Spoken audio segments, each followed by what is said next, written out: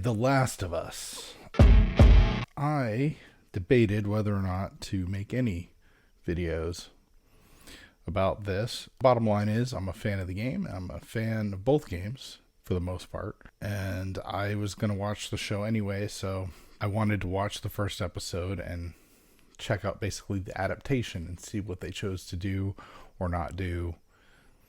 As everybody, I think, realizes by now, the adaptation is actually extremely faithful. I just replayed the beginning, the very first part of the game, up until the time skip, and rewatched the beginning of the first episode. In my mind, the two most important scenes, or at least the most memorable, is that beginning part before the time skip, and then the ending, obviously.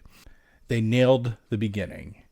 Arguably, all they really have to do is nail the ending now for the vast majority of people to be happy with this. They nail this beginning so hard, I think it's going to carry people till the end of at least the first season. I just have a few points I want to go through. So I'm a pretty big fan of like the Romero, well, Dawn of the Dead in particular, but the original three Night of the Living Dead, Dawn of the Dead, Day of the Dead, George Romero zombie movies. So the beginning of the show, which this is not in the game at all, they show a prediction from the past on a television show about what would happen, what could happen, and what ends up happening. The whole thing is very reminiscent of Dawn of the Dead and the like news reports and even in Night of the Living Dead to some extent, but it makes me think of scenes in the beginning of Dawn of the Dead that were, you know, this is much more calm and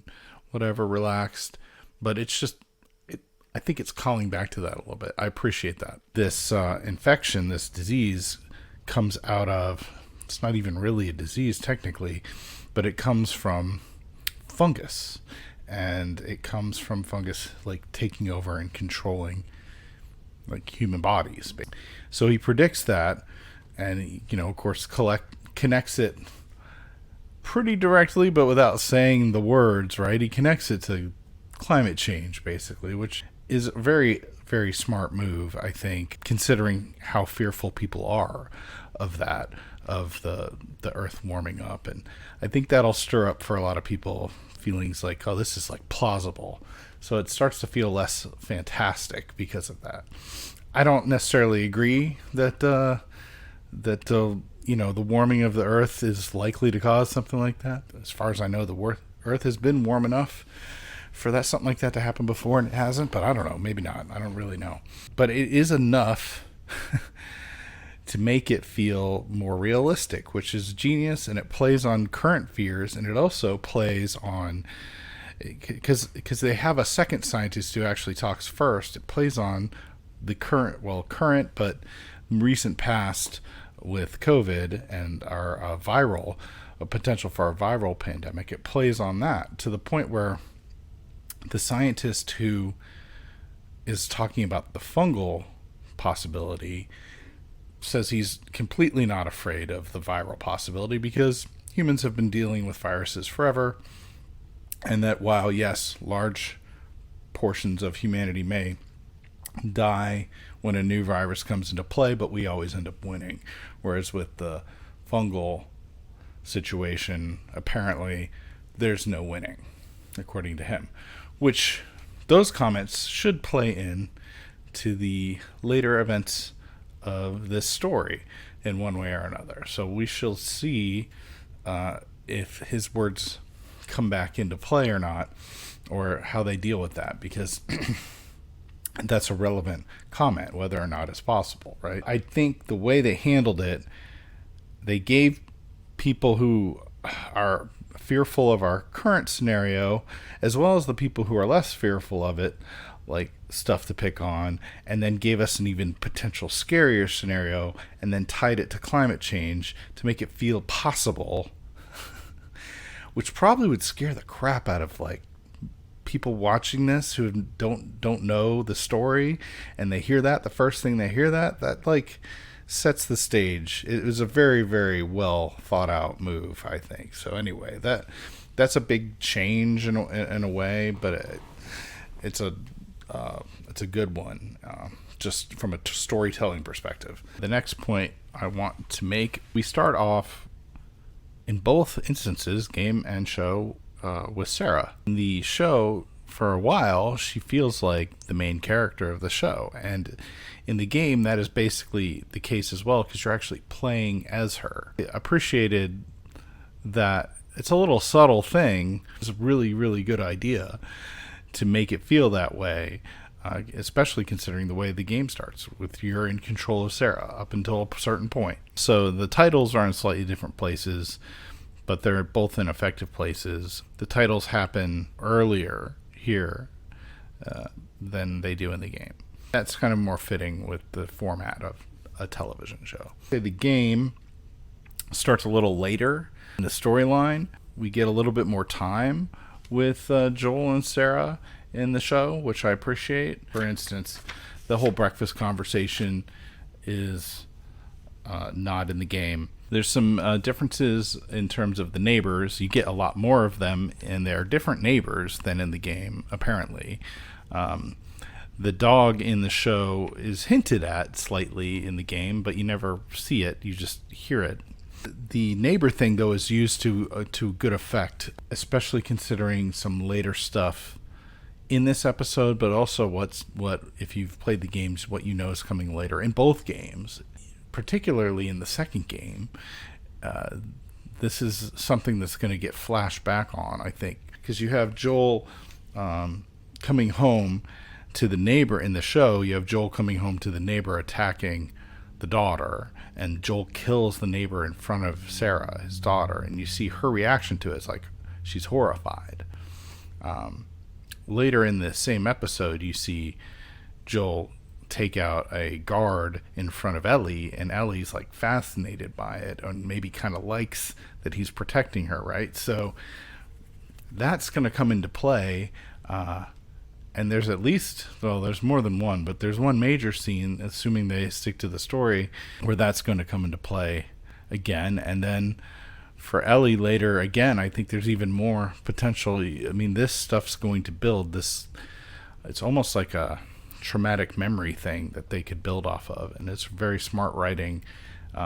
This stuff isn't in the games until the second game, but it's not built in the same way. This is building the stuff in the second game up before we get to it. So it's pretty interesting to see the adaptation take on like enhancement of the story without removing anything, and only adding little things along the way, or at least all you're really removing is the gameplay elements so far, and not all of that. But Sarah's line, the character, I think, is the neighbor in the game, but is the guy that lives in the farmhouse, like that they're driving past in the show or something. Jimmy, I think, is the name that gets used. She's talking about Jimmy worked in the city, so maybe that's how he got sick, right? There's a little extra weight that I was thinking might be on that, because she, I think, basically went into the city to get the watch. And you see that in the show. You don't see that in the game, and I don't know that that's what happened in the game necessarily. So it kind of felt like there was something there. Ultimately, it doesn't really matter, and we don't find out if that matters. But we know that it doesn't really matter if you were in this city or not, considering what's actually going on. But that was just something I was thinking about as I was watching it.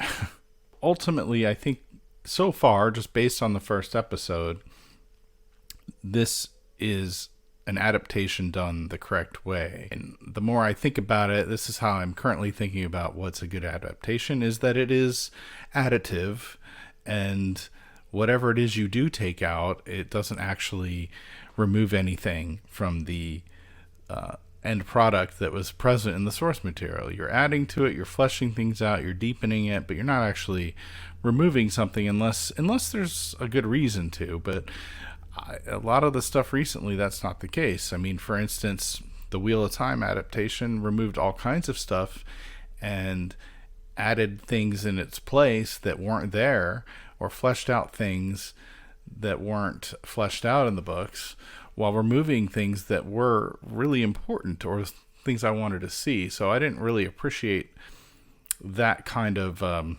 substitution. Whereas in this, what you're losing here, you're not really losing much at all so far.